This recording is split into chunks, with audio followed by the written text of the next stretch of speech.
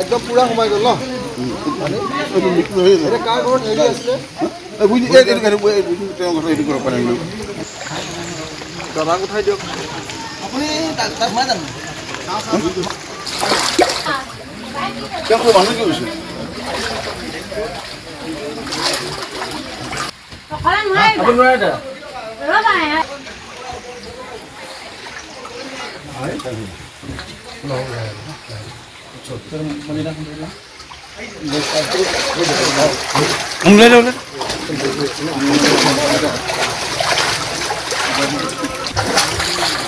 यहाँ ऊंचा नीचा मेरे को थोड़ा पकड़ करके साइड हाथ पकड़ कर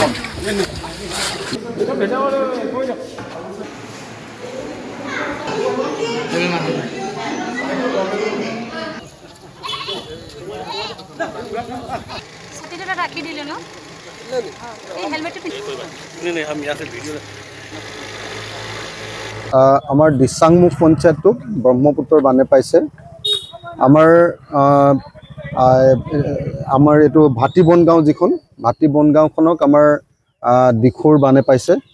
আমাৰ নগৰখনক দিখুৰ বানে পাইছে শান্তিপুৰত আমাৰ আপোনাৰ ব্ৰহ্মপুত্ৰৰ বানে ইতিমধ্যে আপোনালোকে জানে যে তাত মথাউৰিৰ ওপৰেদি পানী বৈছে শান্তিপুৰ পঞ্চায়তত আৰু আজি কোঁৱৰপুৰ পঞ্চায়ততো পানী হৈছে আটাইতকৈ বেয়া অৱস্থা আজিৰ দিনটোত ভাটি বনগাঁওখনত আপোনালোকে সকলোৱে জানে যে অসমৰ খিলঞ্জীয়া ভূমিপুত্ৰ অনুসূচিত জাতিৰ লোকসকলে বসবাস কৰে মই নিজে এই গাঁওখনৰ ৰাইজক বচাব লাগে বুলি অসমৰ জলসম্পদ মন্ত্ৰী পীযুষ হাজৰিকা ডাঙৰীয়াক কৈছিলোঁ অসমৰ মুখ্যমন্ত্ৰীকো কেইবাবাৰো কৈছিলোঁ আৰু তেখেতসকলে ক'লে যে আমাৰ ভাটি বনগাঁৱৰ ৰাইজৰ কাৰণে মাটি দিয়া হ'ব কিন্তু যিটো ঠাইত চৰকাৰে মাটি দিছে প্ৰশাসনে মাটি দেখুৱাই দিছে তাত গৈ মানুহ থাকিব নোৱাৰে এইটো দ পানী আজিৰ দিনটোত মই নিজে এতিয়া একেবাৰে আটাইতকৈ ডাঙৰ বিপদটো ভাটি বনগাঁৱৰ বিপদটো নিজে গৈ আজি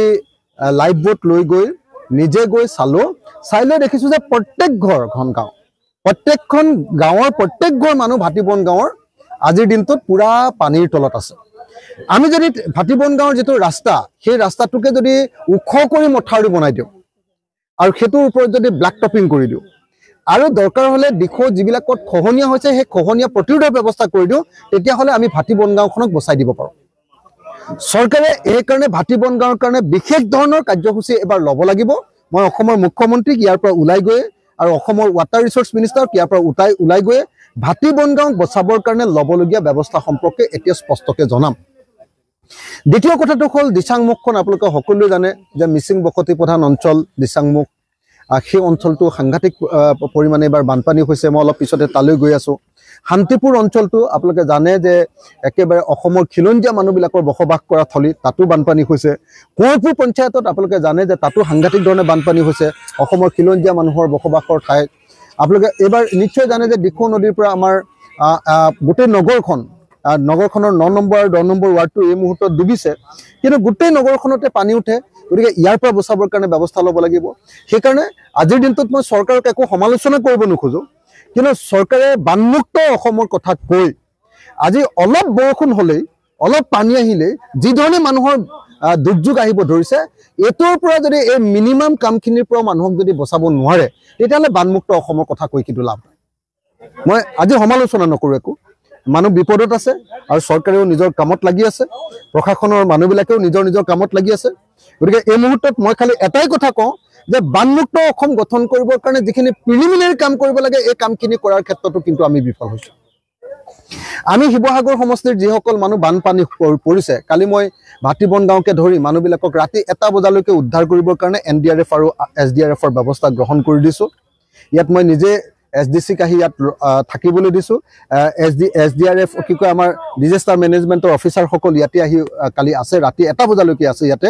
কালিৰ পৰা উদ্ধাৰ অভিযান চলাই আছে শিৱসাগৰৰ বিভিন্ন ঠাইত কালিৰ দিনটোলৈকে আমি 5700টা পৰিয়ালক 5700জন মানুহক আমি মানে হেৰি দিবলৈ সক্ষম হৈছিলোঁ ৰিলিফ দিবলৈ কালি অৱশ্যে সকলোকে ৰিলিফ দিয়া শেষ নহ'ল আজি ৰাতিপুৱাৰ ভিতৰত আমি সকলোকে ৰিলিফ দি শেষ কৰি দিছোঁ কিন্তু ৰিলিফে শেষ কথা নহয় তাৰপিছত আৰু এটা কথা হ'ল যে আমি পশু খাদ্য দিব পৰা নাই মই আজি ভাটি বনগাঁও দেখিলোঁ যে গৰুবিলাক কি অৱস্থাত আছে ক'ৰবাত ওখ ঠাইত য'ত আছে তাত যদি পশু খাদ্য দিব নোৱাৰোঁ তেতিয়াহ'লে গৰুবিলাক মৰি যাব গতিকে অতি সোনকালে পশু খাদ্যৰ ব্যৱস্থা কৰিব লাগিব মই ইতিমধ্যে ডিস্ট্ৰিক্ট আৰু এছডিসিক কৈ দিছো যে পশু খাদ্য লাগিবই আমাৰ এলেকাত পশু খাদ্য গৰুৰ বা ছাগলীৰ খাদ্য মহৰ খাদ্য আমাক লাগিব অন্তত সাপৰখিনিৰ ব্যৱস্থা কৰি দিলেও হৈ যাব দ্বিতীয়তে আমাৰ খোৱা পানী আৰু শিশু খাদ্য আৰু পশু খাদ্য এটো অত্যন্ত গুৰুত্বপূৰ্ণ শিশুসকলৰ এই সময়তে বহুত আপোনালোকে জানে যে শিশুৰ কাৰণে বহুত ভয়ংকৰ কথা গৰ্ভৱতী মহিলাসকলৰ কাৰণে অতি জটিল সময় গতিকে এই খাদ্যসমূহ আমি যাতে সঠিক ৰূপত ব্যৱহাৰ দিব পাৰো কিন্তু এতিয়ালৈকে আমাৰ মেডিকেল ডিপাৰ্টমেণ্টটো হেলথ ডিপাৰ্টমেণ্টটো এক্টিভ হোৱা নাই মই আহ্বান জনাও যে হেলথ ডিপাৰ্টমেণ্টটো এক্টিভ হ'ব লাগে মই অলপ পিছতে জয়েন্ট ডাইৰেক্টৰৰ লগত সকলো কথা পাতিম হেলথ ডিপাৰ্টমেণ্টটো এক্টিভ হ'ব লাগে আৰু ভেটেৰিনেৰী ডিপাৰ্টমেণ্টটো এক্টিভ হ'ব লাগে ভাটি বনগাঁও এই ভাটি বনগাঁওখন একেবাৰে দিখৌ নদীৰ একেবাৰে পাৰত আৰু প্ৰতিবাৰে এইখনত বানপানী হয় আমি ভাটি বনগাঁৱৰ ৰাইজক ইয়াৰ পৰা স্থানান্তৰিত কৰিবৰ কাৰণে ভূমিৰ ব্যৱস্থা কৰি আছোঁ কিন্তু উপযুক্ত ভূমি তেখেতসকলে উপযুক্ত ভূমিৰূপে গ্ৰহণ নকৰাৰ কাৰণে এতিয়ালৈকে নিব পৰা নাই মই অসম চৰকাৰক অনুৰোধ জনাইছোঁ বিশেষকৈ জলসম্পদ বিভাগৰ মন্ত্ৰী ডাঙৰীয়া আৰু অসমৰ মুখ্যমন্ত্ৰী ডাঙৰীয়াক বিশেষভাৱে অনুৰোধ জনাইছোঁ যে চাওক এইখন আমি নদীৰ মাজত আছোঁ নদীৰ মাজত থকা এখন গাঁও বা ভাটি বনগাঁৱৰ এই আমাৰ অনুসূচিত জাতিৰ লোকসকলক অসমৰ খিলঞ্জীয়া ভূমিপুত্ৰ অনুসূচিত জাতিৰ লোকসকলক আমি অসম চৰকাৰে উদ্ধাৰ কৰিব লাগিব আমি সকলোৱে মিলি এই গাঁওখনক বচাব লাগিব গতিকে হয় আমি এই নদীখনত পাৰত ডাঙৰ মথাউৰি মাৰি